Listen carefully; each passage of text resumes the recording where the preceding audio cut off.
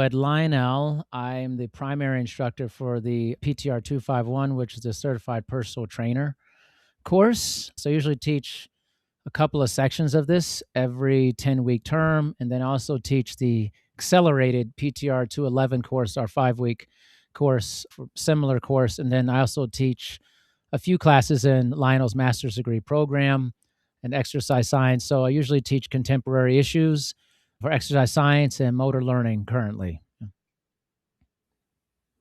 How does your professional or industry experience influence the way you teach right I now? think it completely influences it because one of the things when the crew at Lionel approached me about teaching here is one, because I'm a practitioner, a current and longtime practitioner. Let's say, for instance, in teaching the certified personal trainer course, it's not like I'm teaching it from a lens of like when I used to be a trainer or something like that. I've been a trainer for 25 years, most of it full time, still very full time. And often when I'm conversing with students, checking on grades, grading assignments, providing feedback, I have just come from doing a session or have a session right after that.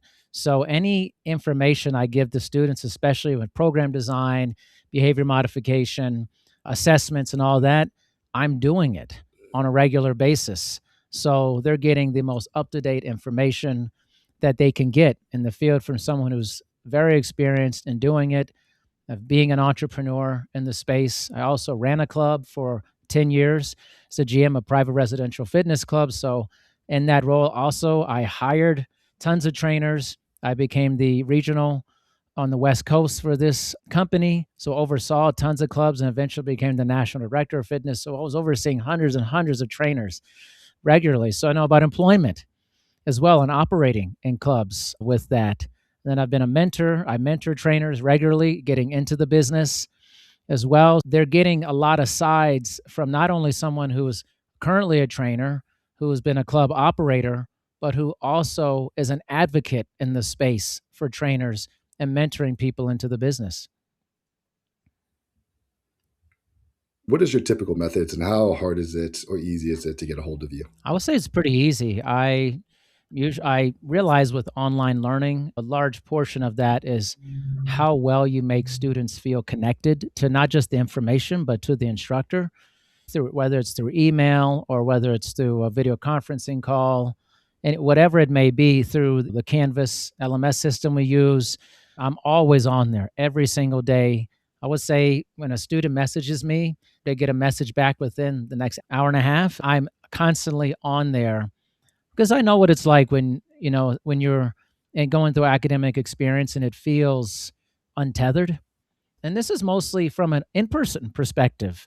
Actually, when you're in person and you don't feel your instructor is really connected to you, it just feels like you're going through the motions and you're not actually getting an education. You're just doing something that gets you to another point. So it's not meaningful. And a good chunk of a student's education and how they feel about, let's say, a Lionel University is because of the instructors. The content will be there and it's going to be evergreen, but it's all comes down to who is your instructor and how does that instructor make the content come alive and how much do they actually talk to you and communicate with you. In my courses, and everyone in Lionel knows this, I provide audio feedback. I rarely write to students for feedback. I always have them hear my voice. All of my announcements, my weekly announcements, which are recaps of the information and real life scenarios, are always in audio. So they hear me talking about it, real life scenarios, versus just me writing about it. I really believe in that just to create the closeness between us. Why should I choose Lionel University over another option? What would you honestly tell them? I would say primarily, it's a hard question to answer. I want to be really honest and transparent. I think it comes down to what fits your Perfect. where you're at currently in your life. I think Lionel is unique in the sense that it caters very much to active duty and previously active duty personnel. We have a very strong military connection, but also just to people who are very busy in their lives. They're coming back to school. Our population of students are usually coming back to school after a long break from not being in school. And I just think the online environment allows students to work at their own pace while having some rigor and accountability, obviously, with that. But I think for Lionel, probably the larger thing is having practitioners who are teaching you. One of the difficult things about going to school and more formalized education, and I would say, quote unquote, traditional university settings, is you're often not getting practitioners teaching you about the job you want to do. You're getting mostly theorists or people who are educators who have actually never worked in the field you're going into. They have researched about the ideas, the principles, the application, but they've actually never, they really can't help you get a job. They can't help you typically manage how to make a living in that career. They could tell you a lot about the science behind it. And I think what makes Lionel different is you're often getting practitioners who also have been entrepreneurs in addition to be credentialed educators. To me, that's the best of both worlds for that. And that's why I really take a lot of pride in the fact that I don't go in there and say, well, I used to train people, and this is what when I used to do people, it's always happening for me. It's a continuous cycle of training clients, onboarding new clients, going through assessments, marketing, business acumen, doing pro formas. What in my business, the LLCs, the legal. I talk to my students about the legalities of the business, case law, all these things. I think if you're missing the actual practitioner part, the students are not getting the full picture. They're just getting the science, which is great, but that doesn't make you understand your job at all. So give them like you have more flexibility in your time.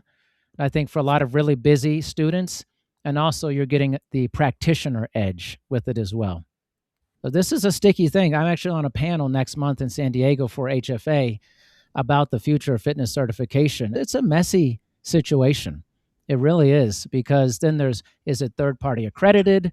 And some students are really looking for that. Is there more regulation related to this cert or that cert?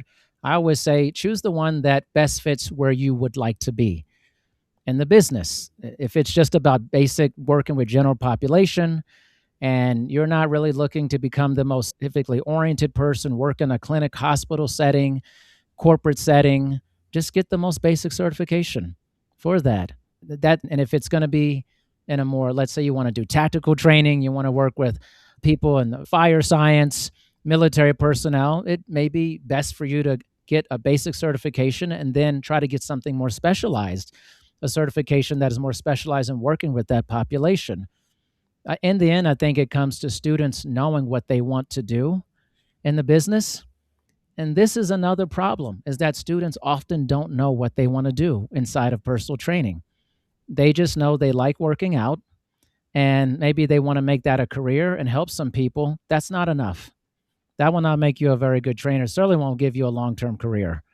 So a lot of, I think the choice, I'm going on about this. I know I'm very passionate about this topic. The No, dude, it's choice all is good. I love it. really an individual choice based off of where you want to go, but you got to know where you want to go. And that, I think at Lionel, we spend a lot of time helping students figuring that out, because they often don't know.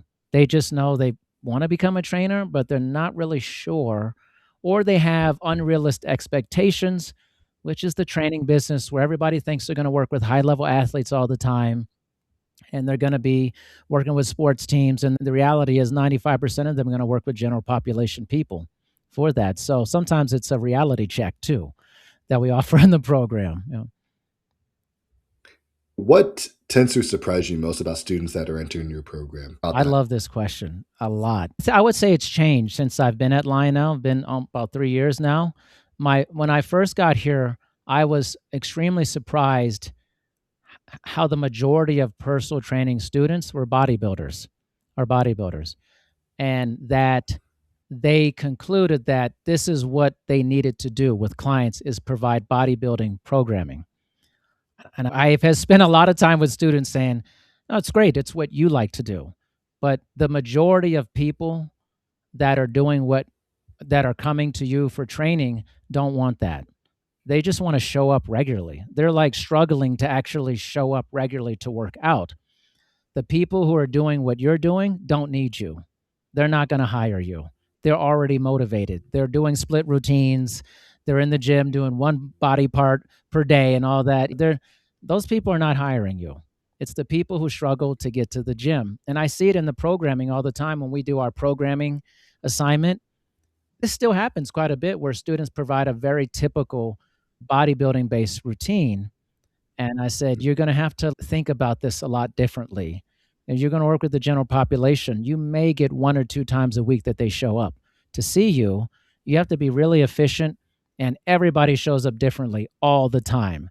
Whether they had a fight with their spouse the night before, they didn't sleep well, they couldn't get their kids to get up on time for school, they're dealing with family issues, everyone shows up different. They don't like their work, whatever it is, they're showing up and they're telling you about it. And you have to make concessions and you have to change on a dime.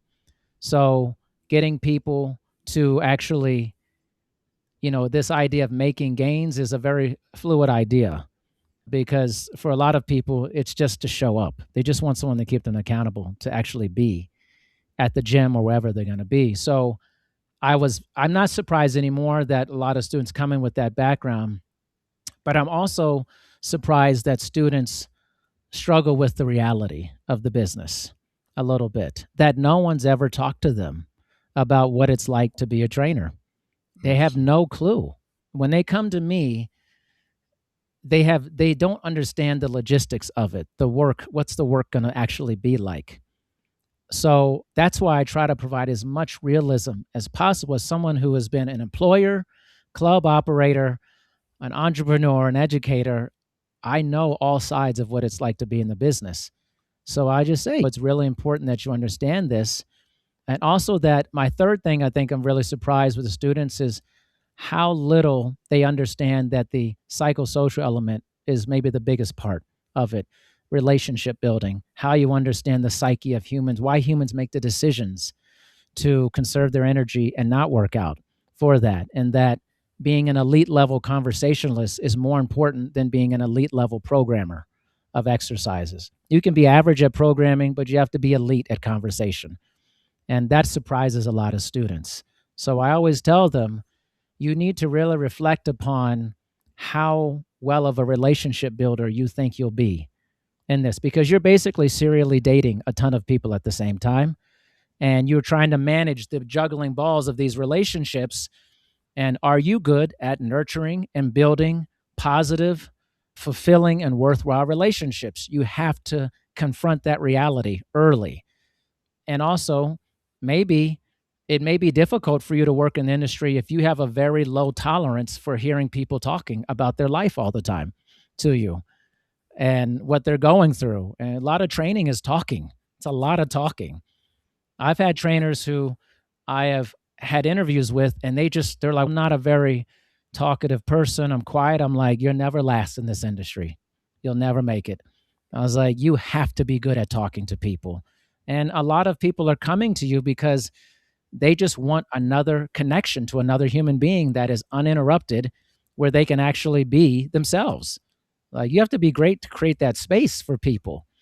So it goes way beyond the education of anatomy, physiology, of understanding program design. It's understanding, how do you make people feel more human? How do you become more human in your sessions with people? This is never discussed with students ahead of time and always surprising to them when they get into the course.